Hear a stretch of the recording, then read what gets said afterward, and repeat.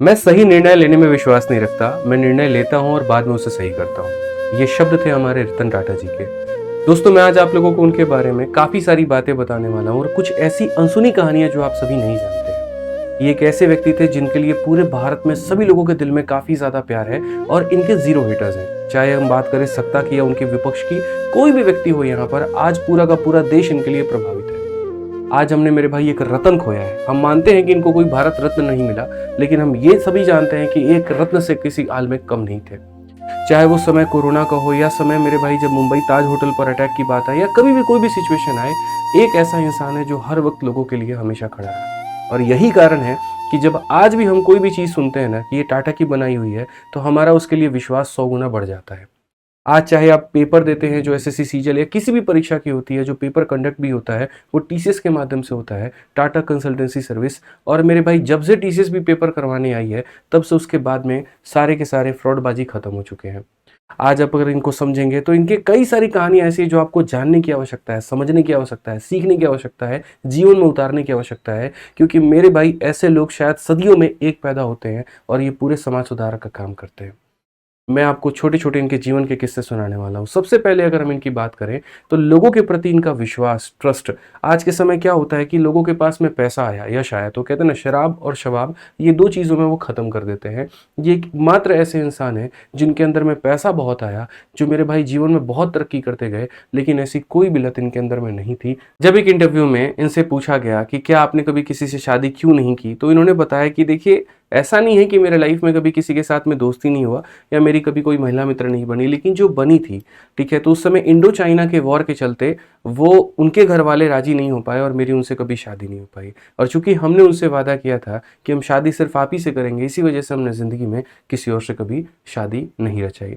आप एक ऐसे व्यक्ति के बारे में अभी सुन रहे हैं जिनकी लोगों के लिए बहुत ज़्यादा विश्वास है, जिनके जानवरों को लेकर के बहुत ज़्यादा प्रेम है। अभी हाल-फिलहाल की मैं आपको घटना बताता हूँ। इनको कुत्ते इतने ज़्यादा प्यारे हैं कि इनके अभी होटल के आस-पास में भी अगर वो घूमते रहेंगे, तो इनके स्टाफ उसको भगा नहीं सकते, उसको एक तरीके से बंद नहीं कर सकते, उसके ऊपर में कोई अत्याचार नहीं कर सकते।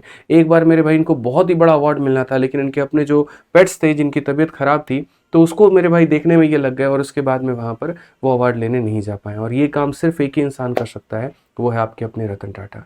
आज चाहे आप जब सोना खरीदने जाते हैं, जब आप तनिष्क का नाम सुनते हैं, चाहे आप पेपर देने जाते हैं, जब आप टीसीएस का नाम सुनते हैं, आप नमक खरीदने जाते हैं, चाहे वो टाटा की नमक हो, एक सुई से लेकर के हवाई जहाज तक पूरे हर क्षेत्र में टाटा ने मेरे भाई अपना पाँव पसारा है। और न सिर्फ पाँव पसारा है, बल्कि लोगों के दिलों में उन्होंने राज किया है।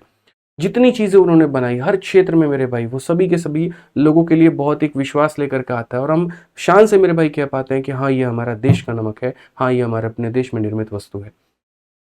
और जितनी चीज़ें आप देख पाते हैं वो सिर्फ़ और सिर्फ़ टाटा कंपनी की मात्र 13% है। बाकी 60% के करीब का हिस्सा वो सारा का सारा ट्रस्ट में डोनेट करते हैं।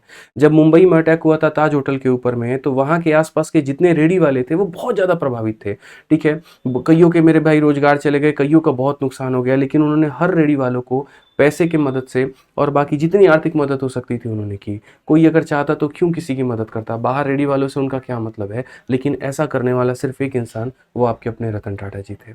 अगर हम बात स्टाफ को लेकर के करें, तो जहाँ पर कोरोना में सभी लोग जो है नौकरी से सबको निकाल रहे थे, वहाँ पर इन्होंने सभी अपने स्टाफ्स की सैलरी बहुत टाइम पर दी, हर तरीके से संभावित मदद की, अपने अस्पतालों में सभी की मुफ्त ट्रीटमेंट कराई। आज ये बच्चों को बाहर पढ़ने के लिए मुफ्त शिक्षा देते हैं, स्कॉलरशिप देते हैं। कोई बच्चा अगर सामर्थ्य नहीं है, वो किसी यूनिवर्सिटी में पढ़ना चाहता है, तो यहाँ पर इनकी तरफ से स्कॉलरशिप मिलता है और वो जा कर के पढ़ सकता है। जब बात कोविड के समय की आई, तो 500 करोड़ दे करके अपना बहुत ही बड़ा जिगरा दिखाया और इन्होंने यहाँ पर लोगों की सहायता की। आज पूरे टाटा कंपनी का 60% हिस्सा आप देखोगे तो ट्रस्ट और चैरिटी में जाता है। और कभी आपने ये नहीं देखा होगा जैसे अंबानी, अडानी की तरह ये भी किसी होड़ में हो, किसी भागम-भाग में हो। ऐसा कहीं पर नहीं होता। इन्हें अपने काम से मतलब है और देश की सेवा से मतलब है। इसीलिए मैंने कहा कि इनके पास में भारत रत्न तो नहीं है, लेकिन ये किसी भारत के रत्न से कम भी नहीं है। कल जमशेदपुर में पूरा मेरे भाई शोक का माहौल रहा। दुर्गा पूजा तो थी, लेकिन लोगों के मन में उत्साह नहीं था और हर जगह की जो बत्तियां हैं वो बुझा दी गई थी और एक तरीके से इनके लिए श्रद्धांजलि अर्पित किया जा रहा था। मैं एक आपको शांतानु नाम के एक लड़के की छोटे से किस्से सुनाता हूँ। इनको हाल फिलहाल इन्होंने अपना दोस्त बनाया और वो लड़का मेरे भाई 20 से 22 साल की उम्र का है। कैसे बनाया? तो वो लड़के का मेरे भाई काम ये होता था कि जैसे जितने भी आवारा कुत्ते घूमते थे, उनके गले पर इसने एक पट्टा बना के डिस्कवर किया कि जो गाड़ी आती है उनको दूर से दिख जाए, यहाँ पर वो चमकने वाला पट्टा, ठीक है? और दूर से दिख जाए तो उसके बाद में इसके ऊपर कोई गाड़ी ना चढ़ा दे, इसके ऊपर कोई जो है इसको कुचल के ना चला जाए। तो जब ये वीडियो इन्होंने देखी तो उसको बुलाया और अपने कंपनी में मैनेजर के तौर पे उसको रखा, और बाद में मेरे भाई आज वो लड़का सभी लोगों को मोटिवेट करने का काम करता है, नौकरी देने का काम करता है और समाज सुधारता है। एक ऐसे इंसान जिनको बच्चों से, कुत्तों से, जानवरों से बहुत ही ज़्यादा प्रेम था, जिनके मन में कहीं पर कोई लालच नहीं थी, जिनके मन में हमेशा दूसरों को सम्मान करने के लिए हमेशा से वो तत्पर रहते थे। आज एक ऐसे व्यक्ति को हमने खोया है, ठीक है, जिन्होंने समाज में कई आदर्श स्थापित किए और जो लोगों को हमेशा मेरे भाई अपने मेहनत के दम पर, अपने कर्म के दम पर आगे बढ़ने पे प्रेरित करते रहे। ऐसा नहीं था कि इनका जीवन बहुत सरल था।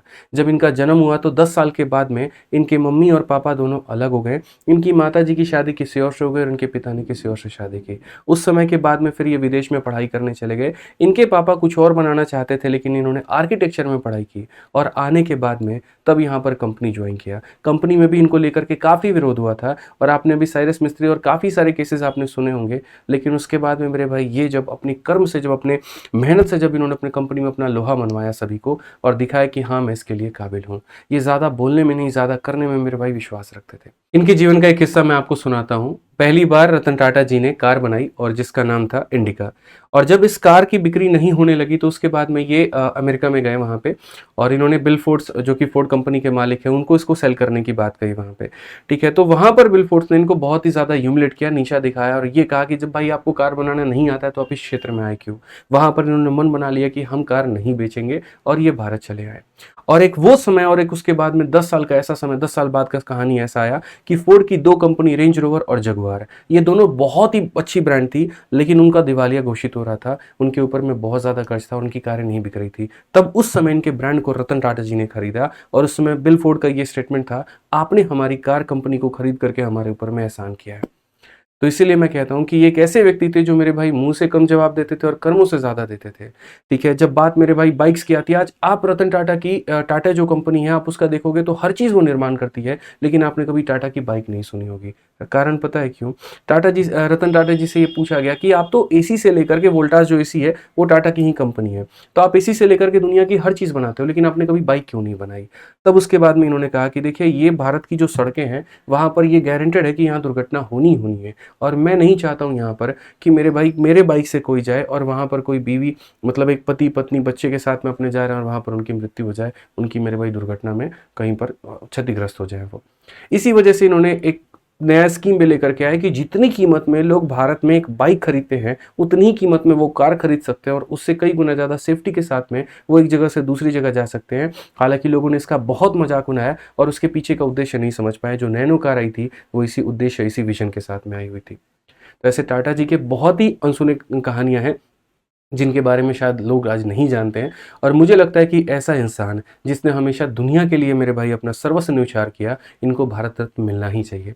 मैं आप लोगों से, हालांकि महाराष्ट्र में देखिए पारित भी हो चुका है कि इनको भारत रत्न मिलना चाहिए, लेकिन फिर भी मैं आप लोगों से भी अनुरोध करूंगा यहाँ पर कि जहाँ पर भी हो पाए आप कैंपेन चलाएं, आप मेरे भाई अपने तरफ से सरकार के लिए आवाज़ उठाएं कि इनको भारत रत्न मिलना ही चाहिए। ये एक जीते जाते भारत रत्न थे।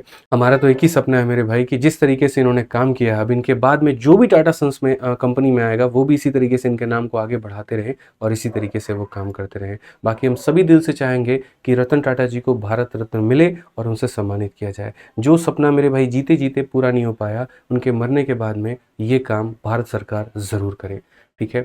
आज हम सभी इनको अपने दिल में बिठा करके रखते हैं, जैसे हमने एपीजे अब्दुल कलाम को रखा, और इनकी सभी बातों को याद करते हैं। मैं आप लोगों से भी अनुरोध करूंगा, आज मैंने अपने ऑफलाइन क्लासेस में भी बच्चों से 1 मिनट के लिए मौन धारण करने को कहा था ताकि इनकी आत्मा को शांति मिल पाए। तो मैं आज आप सभी से भी अनुरोध करूंगा कि आप जहाँ पर भी हैं, मेरी वीडियो देख रहे हैं, आप दिल से इनकी आत्मा की शांति के लिए प्रार्थना ज़रूर करें और इस कमेंट बॉक्स में भी ओम शांति लिख करके इनकी शांति के लिए दुआ करें। ऐसे इंसान मेरे भाई सदियों में एक ही आते हैं जो पूरे देश दुनिया सबको बदल करके चले जाते हैं, और ऐसे व्यक्ति जिनके लिए कोई हेटर्स नहीं होता है, जिनके लिए कोई मेरे भाई दो वक्त की बात नहीं बोल सकता है, ऐसे व्यक्ति को दिल से सलाम है मेरे। बहुत बहुत धन्यवाद। ओम शांति।